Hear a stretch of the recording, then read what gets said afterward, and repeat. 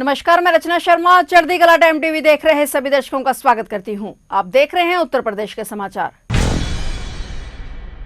उत्तर प्रदेश में नए वोटर बनने और पुराने नामों की छंटनी की प्रक्रिया पूरी हो चुकी है। आज शुक्रवार को लखनऊ के लोक भवन में फाइनल वोटर लिस्ट 2026 का प्रकाशन किया गया है। मुख्य निर्वाचन अधिकारी नवदीप रिनवा ने इस आधिकारिक सूची को जारी कर दिया है। उन्होंने कहा कि इस बार मतदाता सूची को शुद्ध करने के लिए कड़े कदम उठाए गए हैं। पूरे यूपी में करीब 7 लाख मतदाताओं के नाम काटे गए हैं। इनमें मुख्य रूप से मृतक, एक से ज्यादा जगह नाम वाले, डुप्लीकेट और पते से शिफ्ट हो चुके लोग शामिल हैं। बताया जा रहा है कि नाम कटने की सबसे ज्यादा संख्या पश्चिमी उत्तर प्रदेश से सामने आई है। फाइनल लिस्ट के बाद प्रदेश में कुल वोटर्स की संख्या अब करीब 13 करोड़ 50 लाख के करीब हो गई है।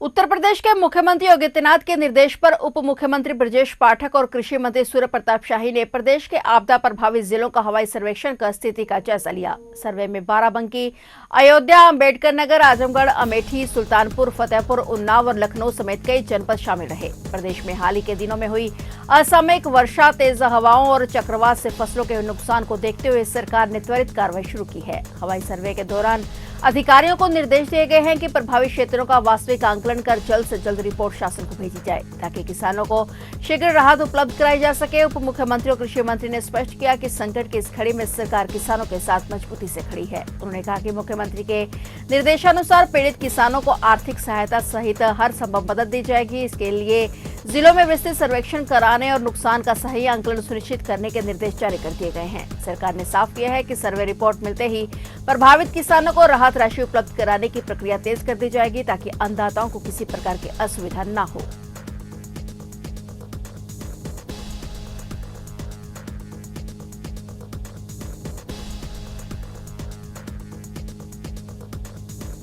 उत्तर प्रदेश के कानपुर जिले में चल रहे किडनी ट्रांसप्लांट सिंडिकेट के खिलाफ पुलिस का शिकंजा और कसता जा रहा है। फर्जी डॉक्टरों के इस खूनी गिरोह की तलाश में पुलिस अब उनके घरों की कुर्की करने की तैयारी में है। ताजा कार्रवाई में पुलिस ने फरार चल रहे 3 फर्जी डॉक्टरों अली, अफजल और रोहित पर 25-25 हजार रुपए का इनाम घोषित कर दिया है। जांच में खुलासा हुआ है कि ये गिरोह इंसानी अंगों की दलाली का एक बहुत बड़ा नेटवर्क चला रहा था। ये जालसाज गरीब डोनर्स को बहला फुसलाकर लाते थे और उन्हें महज 8 से 10 लाख रुपए देते थे और इसके बदले जरूरतमंद परिवारों से किडनी के नाम पर 60 लाख से लेकर 1 करोड़ रुपए तक की वसूली की जाती थी। इस गिरोह का सरगना शिवम अग्रवाल खुद को डॉक्टर बताकर लोगों को फंसाता था। पुलिस ने अब तक इस मामले में 5 डॉक्टरों समेत 9 आरोपियों को सलाखों के पीछे भेज दिया है। पुलिस की जांच तब और भी चौंकाने वाली हो गई जब एक संदिग्ध व्हाट्सएप ग्रुप हाथ लगा और इस ग्रुप में 500 से ज्यादा मोबाइल नंबर मिले हैं जो सीधे तौर पर डोनर, प्रोवाइडर और सिंडिकेट से जुड़े हो सकते हैं। पुलिस को शक है कि यह गिरोह सिर्फ किडनी नहीं बल्कि लीवर ट्रांसप्लांट के काले कारोबार में लिप्त था और पुलिस की कई टीमें शहरों में लगातार दबिश दे रही हैं। पुलिस अधिकारियों का कहना है कि अगर आरोपी जल्द सरेंडर नहीं करते हैं तो उनके घरों पर ढोल नगाड़ों के साथ कुर्की की कार्रवाई शुरू कर दी जाएगी।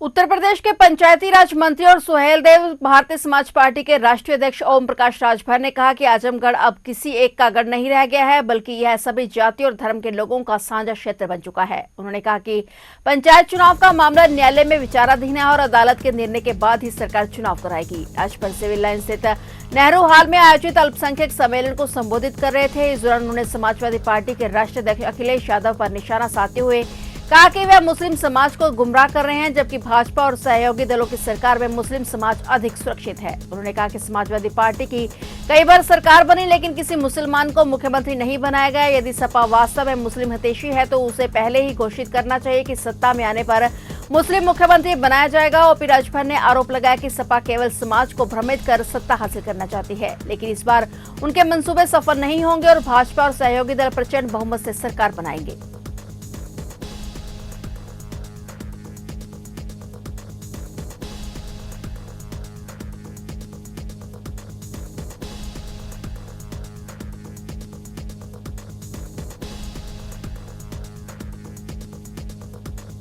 सहारनपुर में दर्दनाक हादसे में उस समय चीख पुकार मच गई जब गांव बहुड़ूपुर के पास एक काली नदी के निर्माणाधीन पुल पर चढ़ा बजरी से भरा ट्रक पास ही सो रहे मजदूरों के टेंट पर पलट गया। हादसे के दौरान बजरी के नीचे आकर 5 मजदूर दब गए। शोर सुनकर आसपास के ग्रामीण मौके पर पहुंचे और पुलिस को सूचना दी। सभी ने मिलकर काफी मशक्कत के बाद बजरी हटाकर पांचों को गंभीर हालत में बाहर निकाला और जिला अस्पताल में भर्ती कराया, जहां 3 मजदूरों को मृत घोषित कर दिया गया, जबकि 2 मजदूरों का गंभीर हालत में उपचार चल रहा है। हादसे के बाद चालक भाग गया। ग्रामीणों ने बताया कि पुल पर 1.5 महीने से काम चल रहा है और चालक बगल से बनाए गए वैकल्पिक मार्ग पर जाने की बजाय पुल पर चढ़ गया और हादसा हो गया। बताया जाता है कि 2 दिन पहले ही 15 मजदूर छुट्टी पर गए थे। यदि वह भी टेंट में होते तो कईयों की जान भी जा सकती थी। और सीओ देवबंद अभितोष ने बताया कि ट्रक खेड़ा मुगल क्षेत्र में बजरी लेकर जा रहा था। चालक की तलाश की जा रही है। मऊ जिले में सड़क हादसे में 3 युवकों की मौत हो गई। दुर्घटना उस वक्त हुई जब 3 दोस्त अस्पताल में खाना पहुंचाकर वापस लौट रहे थे। इस दौरान एक तेज रफ्तार बोलेरो ने बाइक में टक्कर मार दी और मऊ जिले के घोसी कोतवाली के जामडी के पास तेज रफ्तार बोलेरो की टक्कर से बाइक सवार तीनों दोस्तों की मौत हो गई। तीनों एक ही बाइक से घर लौट रहे थे। सूचना पर पहुंची पुलिस ने पंचनामा बनाकर शव को जिला अस्पताल भिजवाया। टक्कर इतनी तेज थी कि तीनों बाइक सहित 20 मीटर दूर जा गिरे और दुर्घटना के बाद चालक बोलेरो छोड़कर भाग गया।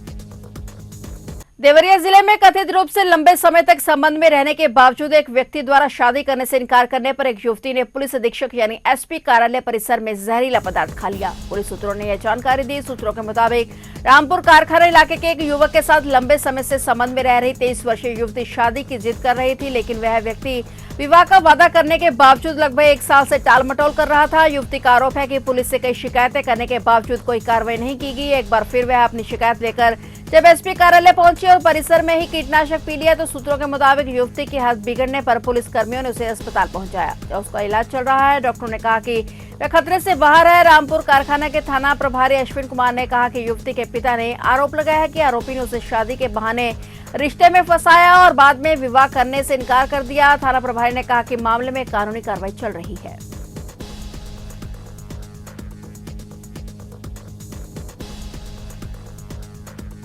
लखनऊ के मानक नगर के रामनगर निवासी 22 वर्षीय विशाल सिंह ने फंदा लगा लिया। पुलिस ऑनलाइन गेमिंग में रकम डूबने पर जान देने की बात कह रही है। विशाल के पिता दिनेश सिंह ने बताया कि बेटा प्रतियोगी परीक्षा की तैयारी करने के साथ ट्यूशन पढ़ाता था। कुछ समय से वह परेशान था और पूछने पर भी उसने कुछ नहीं बताया था। दोपहर को दादी पूनम मकान की दूसरी मंजिल पर गई तो विशाल को कमरे की रोशनदान से गमछे के सहारे लटका दिखा। उनकी चीख सुनकर मां संगीता और अन्य घरवाले भी पहुंच गए। सूचना पर पहुंची पुलिस ने मोबाइल कब्जे में लिया। विशाल का एक भाई और एक बहन है। लड़के के पिता दिनेश सिंह ने बताया कि घटना की सूचना पर बेटे का दोस्त घर आया था। उसने बताया कि विशाल ने इलाके के रहने वाले दोस्त से 30,000 रुपए उधार लिए थे और वह विशाल को प्रताड़ित कर रहा था। इससे तंग आकर उसने जान दे दी। मानक नगर थानाध्यक्ष अजीत कुमार सिंह ने बताया कि कोई सुसाइड नोट नहीं मिला है। विशाल ऑनलाइन गेम खेलता था और इस कारण वह कर्ज में डूब गया था। तनाव में आकर उसने जान दे दी। घर वालों ने कोई तहरीर नहीं दी है, लेकिन इस हादसे के बाद इलाके में मातम पसर गया है।